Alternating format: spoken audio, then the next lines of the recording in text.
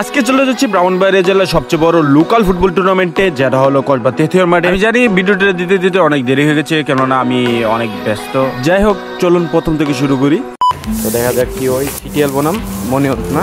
বাসা থেকে বের হতে হতে আমাদের প্রায় 2টা বেজে যায় এবং তারপরে আমরা মাঠে গিয়ে দেখি ও ক্লাউড। ভাই আমার তো মাথা নষ্ট। ঘড়িতে বাজে 2:35 এবং ক্লাউডের অবস্থা যা দেখতে পাচ্ছি ভাই, প্রায় অনেকক্ষণ যাবত ওয়েট করার পর আমরা একে দেখতে পাই ডান্সার।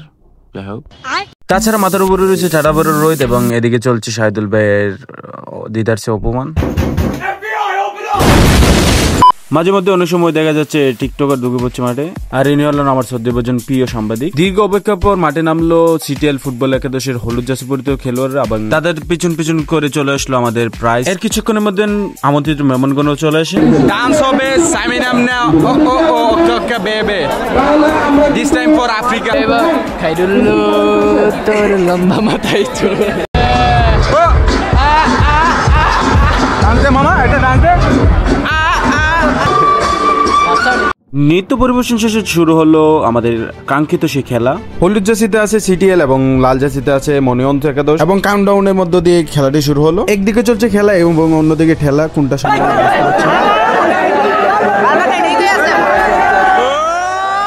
এই ধাক্কাধাক্কির মাঝেও কিছুটা সময় ফুটবল দেখেছিলাম। সেখানে দেখেছিলাম দুটো দলই কিন্তু দারুণ খেলেছিল, কিন্তু কেউ কিন্তু প্রথমার্ধে গোল দিতে পারেনি।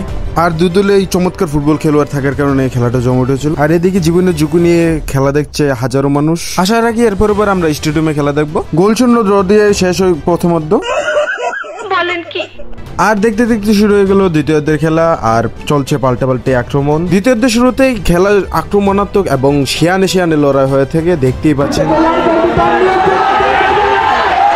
আর সিটিএল ক্লাবের হয়ে গোলরক্ষকের দায়িত্ব পালন করেন ইকবাল ভাই।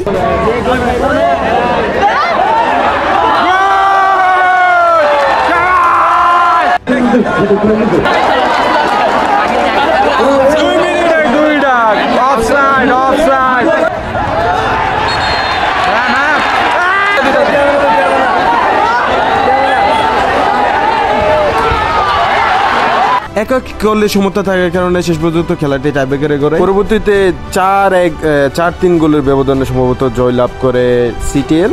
অতিরিক্ত দর্শকের কারণে হিমশিম খেতে হয় কমিটিকে, কেননা ভাই দেখতে পাচ্ছেন এত দর্শক সামলানো অসম্ভবই প্রায়। তারপরও প্রায় 1 থেকে 150 জন ভলেন্টিয়ার ছিল, যতটুকু পেরেছে তারা সামলানোর চেষ্টা করেছে। ধন্যবাদ সাইদুল ভাই এবং অন্যান্য কমিটির সদস্যদের। আমরা চাই এরকম টুর্নামেন্ট করবাতে আরো হোক। এই ভিডিওটি মজার ছলে বানানো হয়েছে, কেউ দয়া করে কষ্ট করবেন না। সবাই আমাকে ক্ষমা সুন্দর দৃষ্টিতে দেখবেন। দেখা হবে নতুন ভিডিওতে। আসসালামু আলাইকুম।